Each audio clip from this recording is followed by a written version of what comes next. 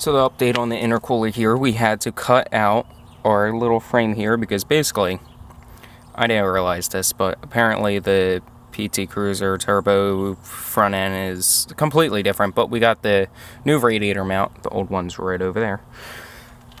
Got a new water line here because the other one was really done.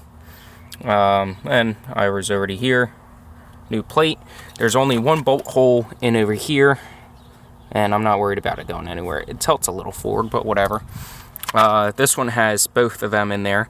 So I cut this out, and it was basically pinch welded on the end, so, or what looked to be. So I had to cut it. I had to put little welds in there, nothing crazy, just to hold it together. And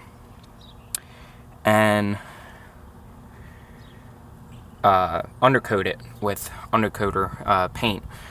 And so this is where it's going to sit, just like that. I got the new radiator, so we're going to fit that real quick. And this is pretty much calling it for this project. I don't think I need to go with different lines for the transmission cooler. So I'm going to route them somehow. Yeah, I think I can do it. Route it through here or something. Come through, mount that right up front here, and see how it looks in the next update. Because and I did check that does work here. Comes around. It just puts a slight pressure right here, which I'm not too worried about, because it's just for boost. But so this radiator does make this sit out more, so it makes sense. The bracket is a little bit different. It's a little crooked too because I wasn't able to get it straight. Everything's crooked on here because my transmission mount makes my motor a ½ inch off. But I think I said that before. I'm not worried about it because I run CV axles on here, as literally every car, but still not worried about it. So that's looking good. So we are just getting along here, and got the transmission cooler mounted up, and we are going to probably run it here, maybe move it a little bit over because it does kind of block my hole there. I'm going to just take a pipe here and mock it up real quick. You can see the orange cap down there. Take this, mock it up real quick. Not because I'm going to be doing that pipe work anymore, but basically this pipe, this is set. Okay, that's not moving. It's not going anywhere. That's where the intercooler is going to go. Now everything else will work around it. This looks even more crooked than before. Whatever. So everything else has to work around it, and that's going to be next. Fan wise, I don't have enough room for a 16-inch fan anymore, so it will get down converted to a 14-inch fan, which I don't have. So no fan for now. Zip tie duty there. Zip tie on there because I don't have a bolt down there yet. Right there, holding the intercooler to the radiator. It's not going anywhere. Once everything gets wedged in there, it ain't going nowhere. I'm going to put my actual bumper back on, crash bumper, whatever you want to call it. That's going to go back on. Radiator top support's going to go on. I got to take my intake off so I can replace my radiator hose with that one. And yeah, so next update, hopefully all that's going to be done. And hopefully I can start it up today also. It's been sitting for a little bit. My heater core hoses has not come, so I'm still waiting on them, but everything else came to do this project. And then she's just going to have an intercooler for a little bit without a turbo.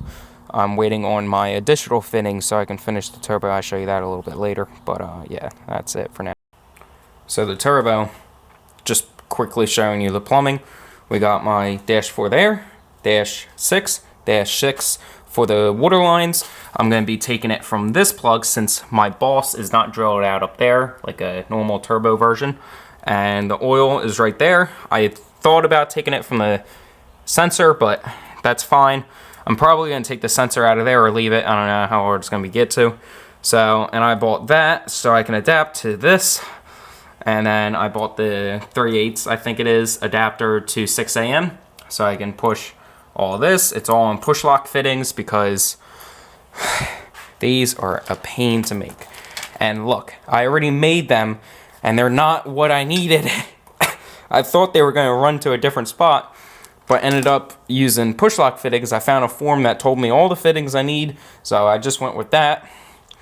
And just going to get it all routed. I do have the adapter, so I can adapt this to 10 a.m. right up here, but you can't get the bolt. So anyway, we got it going down. It's going to have a 90 there, come across, go into that hole right there that I have a, what do you call them? I can't even think of the name, but I can show you it because it's right over here. So come in here. This is my fittings and bolts. Nope, it's not there. Here it is. We're going to be using one of these. Bulkhead. That's what that is. So that's a bulkhead. And that's fittings so far. I got another straight push lock there, but I got that one up there. So whatever works. Yeah, really nice. I like it. So we got mostly all together. Just got to put that face shield on.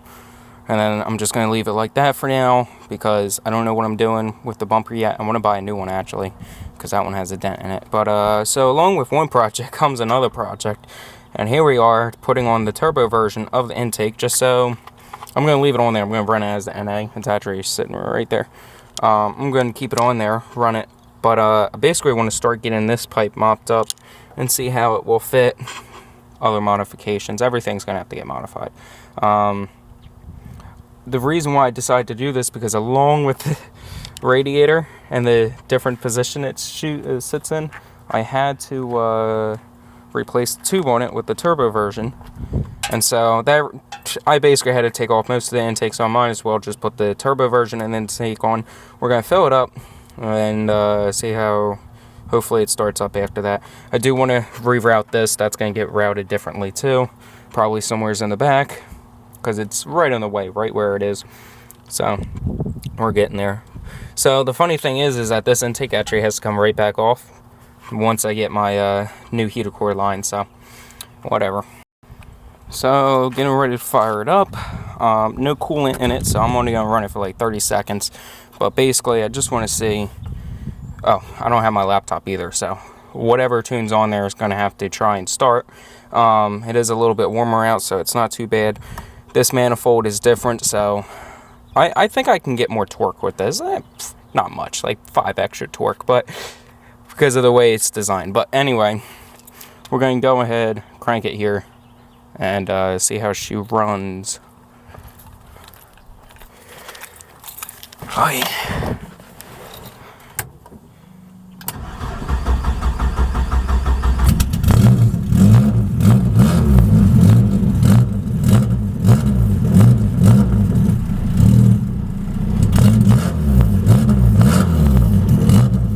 That's way more throttle response.